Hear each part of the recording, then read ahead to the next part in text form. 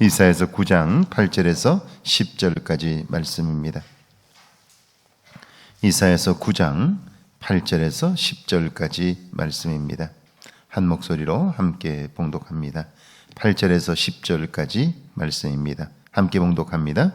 주께서 야곱에게 말씀을 보내시며 그것을 이스라엘에게 임하게 하셨은즉 모든 백성 곧 에브라임과 사마리아 주민이 알 것이오늘 그들이 교만하고 완악한 마음으로 말하기를 벽돌이 무너졌으나 우리는 다듬은 돌로 쌓고 뽕나무들이 찍혔으나 우리는 백향목으로 그것을 대신하리라 하는도다. 아멘. 할렐루야. 좋은 날입니다. 하나님 신의 오늘도 여러분과 함께 하기를 축원합니다.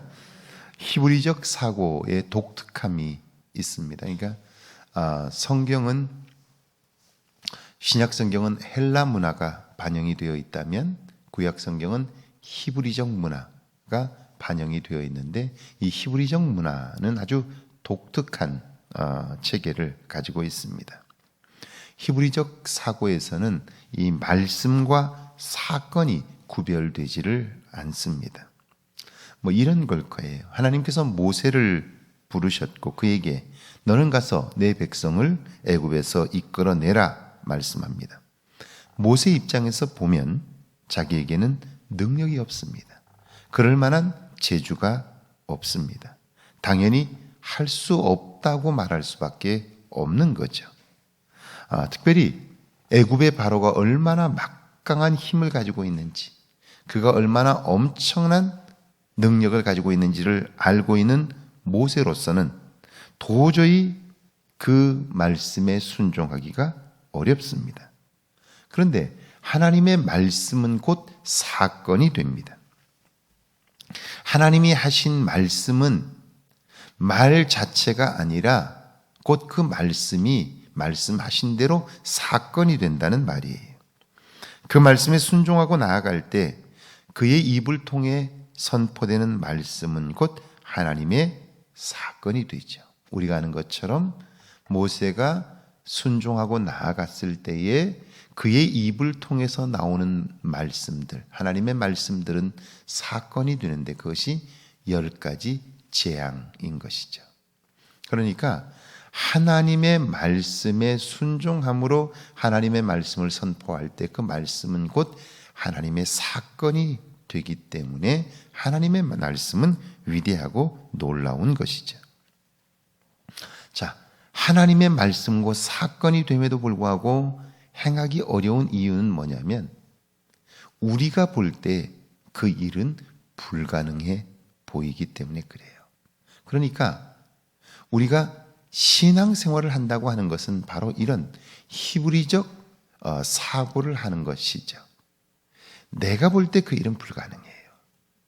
그래서 하나님이 뭐라고 해도 주저하고 못한다고 말하는 거예요. 그런데 하나님이 그 말씀을 하실 때에는 그 말씀이 곧 사건이 되는 거예요. 마리아가 천사의 수태고지, 내가 이제 성령으로 임신하게 될 것이다 라고 말씀하는 것을 받아들일 때에 그가 임신을 하게 된 것처럼 그 말씀이 곧 사건이 되는 거예요. 그래서 말씀에 순종하게 될 때에 우리는 하나님이 살아계시다라고 하는 것을 몸으로 경험할 수 있게 되는 거예요. 그래서 행함이 없는 믿음은 곧 죽은 것이다 라고 하는 것은 바로 이 히브리적 사고의 특징을 보여주고 있는 것이죠. 여기 8절 말씀을 한번 볼까요? 같이 읽습니다. 주께서 야곱에게 말씀을 보내시며 그것을 이스라엘에게 임하게 하셨은즉. 여러분, 야곱이 아브라함의 족보의 장자로 기록되게 된 것이 무엇 때문입니까? 그가 아버지를 속이고 형을 속여 장자권을 얻었기 때문입니까? 그렇지 않습니다. 우리는 쉽게 그렇게 생각해요. 그런 거 아니에요. 이미 하나님은 태중에 있던 야곱과 에서를 향해 말씀하셨습니다. 큰 자가 어린 자를 섬기리라. 이게 하나님의 계획이었어요. 그리고 하나님의 그 계획은 성취된 것이죠. 야곱의 재주나 능력 때문이 아닙니다. 그렇다면 에서의 입장에서는 억울한 일이 아닙니까? 성경은 에서에 관하여 특별히 기록해 두었어요. 에서가 장자임에도 장자권을 소홀히 여겼다 하는 것이죠.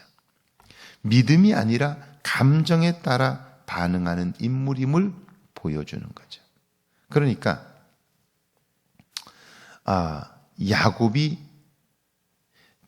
아브라함의 족보의 장자로 기록될 수 있었던 것은 하나님의 말씀에 의한 계획이었고 그대로 이루어졌다는 걸 보여주는 거예요. 도저히 불가능한 일이에요. 그 당시의 문화로서는 둘째가 장자가 되는 것은 있을 수 없는 일이에요. 그런데 하나님은 그 일을 능히 행하실 수 있다. 그걸 보여주는 것이죠.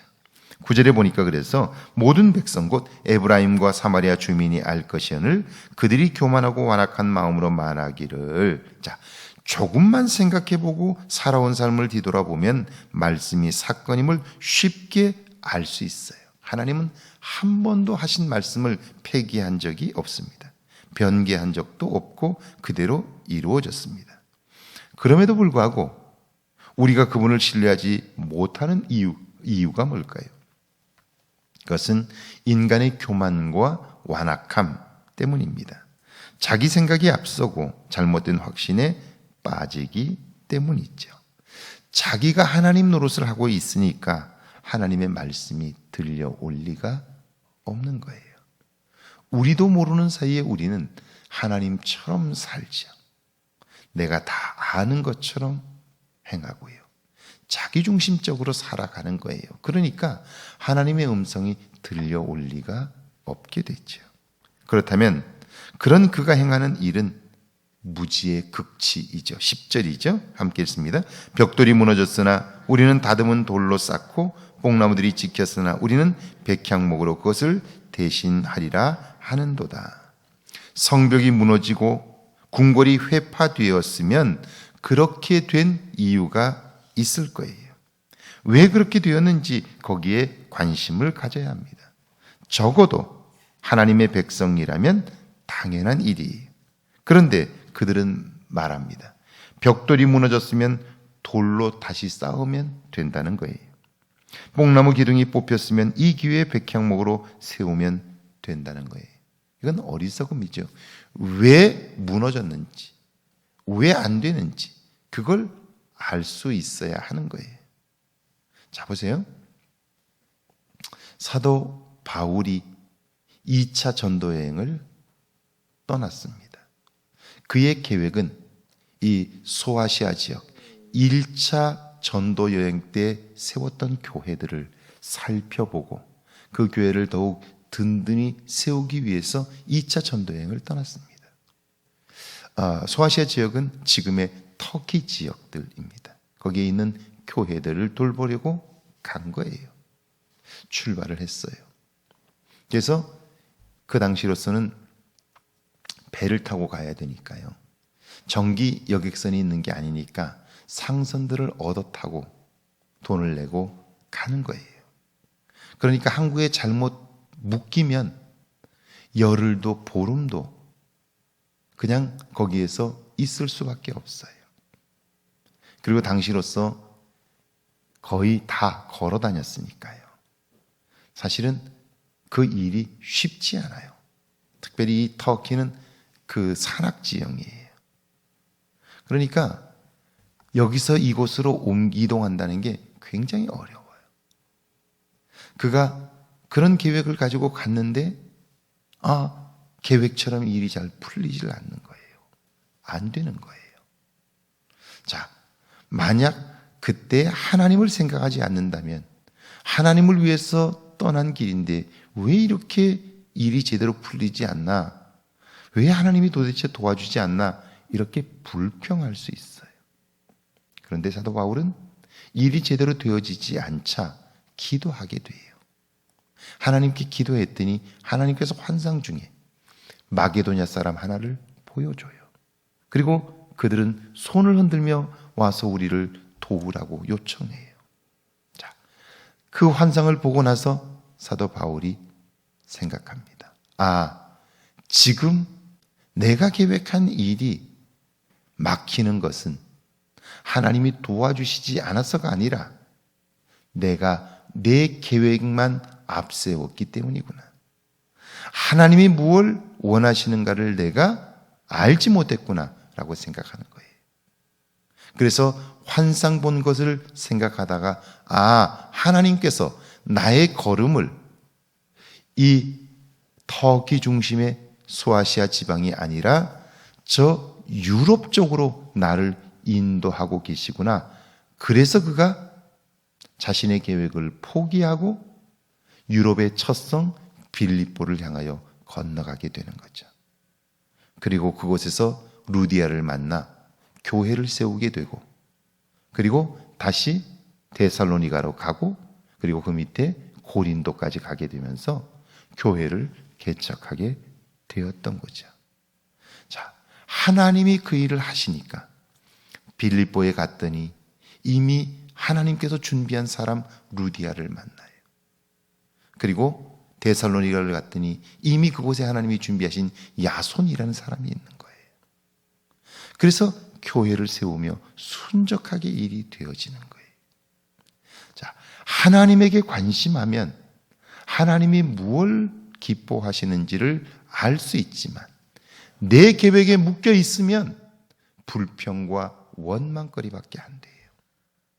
하나님은 놀라운 일을 행하셔도 그것이 불만거리가 될 수밖에 없다 하는 거예요. 왜요? 교만과 완악함이 우리의 귀와 우리의 눈을, 우리의 마음을 가로막아 버렸기 때문이죠. 불신의 모습이에요. 그래서 성경을 읽어보면 하나님 밖에 있는 사람들의 불신은 당연한 거예요.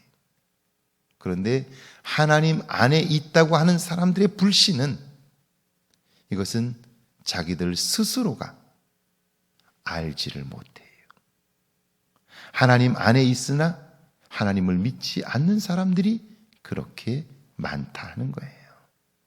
신약 성경에 보면 바리새인들이 그런 사람들이죠. 사두개인들이 그런 사람들이에요. 하나님에게 관심하는 것이 아니라 자기들의 전통을 믿고 자기들의 생각을 믿고 살아가는 거예요. 교만함과 완악함 때문이죠. 오늘도 마찬가지예요.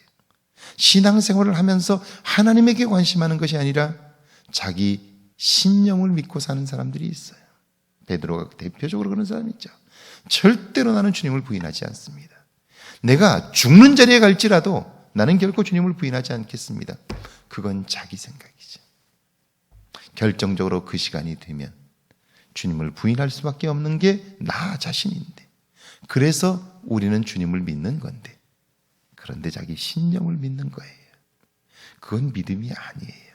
그런데 그걸 믿음이라고 착각하고 사는 거예요. 어리석음인 것이죠. 그러니까 온전한 믿음은 내 삶 가운데에 하나님의 사건이 되어 경험되는 거예요.